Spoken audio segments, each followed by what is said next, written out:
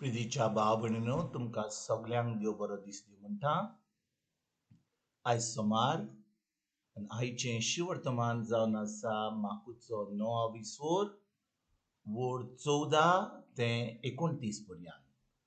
Mark chapter 9 verses 14 to 29. आनी आतां आमी पयलें देवाचें उतर आयकुया.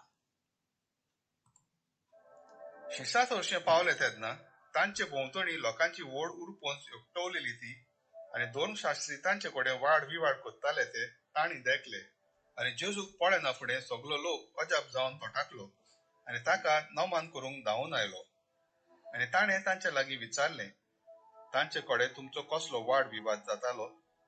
परतीपालून लोकांतले एकल्यान म्हणलें, गुरुजी, मोनो देंवचार बसलेल्या म्हज्या पुताक तुजे सोरशी हांवें हाडला. तो ताका धरता तितले फावटी ताका धरणीर शेवटिता आनी तो तोंडांतल्यान फेणो काडटा, दांत करकोरायता आनी थाण जाता आनी ताका काडून उडयात म्हूण हांवें तुज्या शिशांक सांगलें. पूण तांच्यान नजो जालें. ताणें परतीपालून म्हणलें, भावार्थ नासलेली पिणका तुमी, केन्ना पर्यंत तुमचे बरोबर हांवें आसची? केन्ना पर्यंत हांवें तुमकां सोंसची? ताका म्हजे सोरशी हाडात. आनी तांणी ताका जेजूशी हाडलो आनी जेजूक देखना फुडें देंवचारान ताका फडफडायलो आनी तो धरणीर पडून तोंडांतल्यान फेनो काडीत लोळटालो. आनी जेजून ताच्या बापायक विचारलें, ताका केन्नासान अशें जावन येता? ताणें जाप दिली, भुरगेपणारसान, आनी ताचो नाश करूंक देंवचार ताका बोगोर बोगोर उज्यान आनी उदकान उडयता. पूण तुज्यान कितें जाता जाल्यार आमचे चुचुरे धरून आमकां पाव. पूण जेजून ताका सांगलें, तुज्यान जाता जाल्यार अशें सांगताय, भावार्थ दवरता ताका सगलें करूंक जाता. रोखडोच चेड्याच्या बापायन दुकां घडोवन व्हडल्यान म्हणलें, भावार्थ दवरता, म्हज्या उण्या भावार्थाक आदार दी.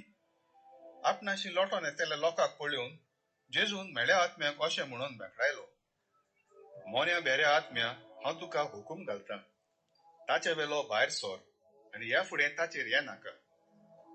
बोब मारून आनी भारी ताका फडफडावन तो ताचे वेलो गेलो आनी तो चेडो इतलो मेल्ल्या परी जालो की सोबार जाणांनी म्हणलें, तो मेलो. पूण जेजून ताच्या हाताक धरून ताका उबो केलो आनी ताच्यान उबो रावंक जालें. तो घरांत भितर सोदतोच ताच्या सिसांनी कुशीन येवन ताचे लागीं विचारलें, आमचे कडेन कित्याक ताका काडूंक जालें ना?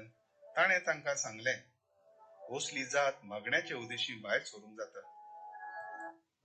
प्रितीच्या भाव भयणीनो आयच्या शिवर्तमान आमी वाचता की जेजूचें रुपांतर जाल्या उपरांत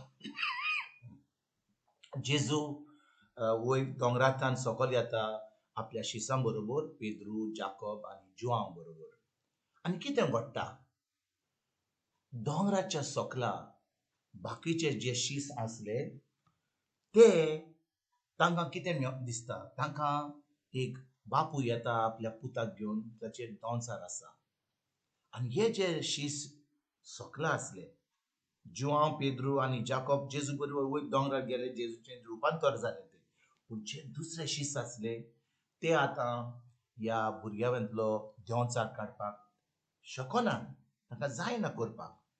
आनी जेन्ना जेजूचें रुपांतर जावन तो सकला येता, तो बापूय जेजू कडेन वेता आनी जेजूक सांगता, जेजू, हांवें तुज्या शिसां कडेन म्हज्या भुरग्याक हाडलो, पूण तांकां देंवचार काडूंक जायनासलो. आनी जेजू त्या वेळार दुखी बरीत जाता. जेजू एकदम दुखी बरीत जाता भाव भयणीनो, कित्याक ताणें ही सगळी शिकवण आपल्या शिसांक दिल्ली.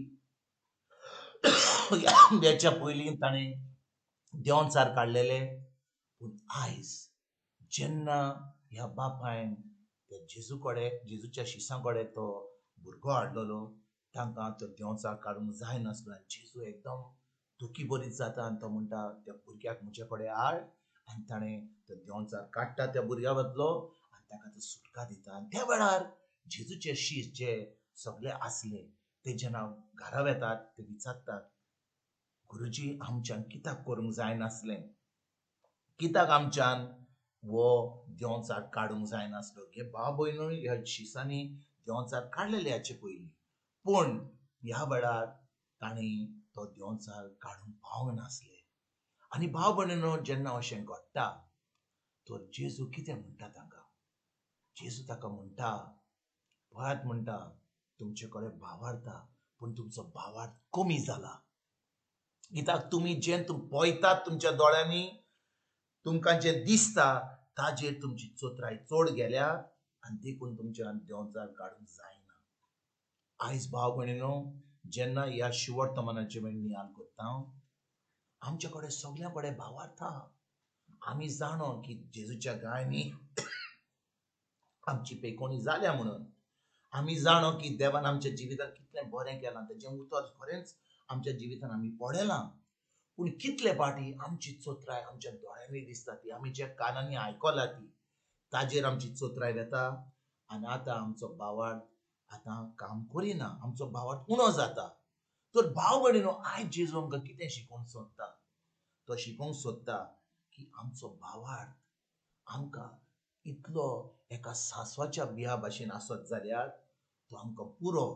पूण आमचे कडेन हो जो आमचो आमची आमची चोत्राय जी वेता, आमच्या जें आमचें दिसता, आमी आयकता, आमकां कितें आमच्या आमच्या आमकां आमच्या कुडीन जें आमकां दिसता तें, ताजेर चोत्राय धरिनासतना आमी जाय सांसवाच्या बिया भाशेन आमची चोत्राय त्या भावार्थाचेर दवरपाक, जेजूच्या उतराचेर दवरपाक. आनी जेन्ना भाव भयणीनो आमची चोत्राय जेजूच्या उतराचेर आमी दवरता आनी त्या उतरा प्रमाणे आमी चलता, ह्या सांसवाच्या बियाच्या भावार्थान हें आमच्यान काम करूंक जाता.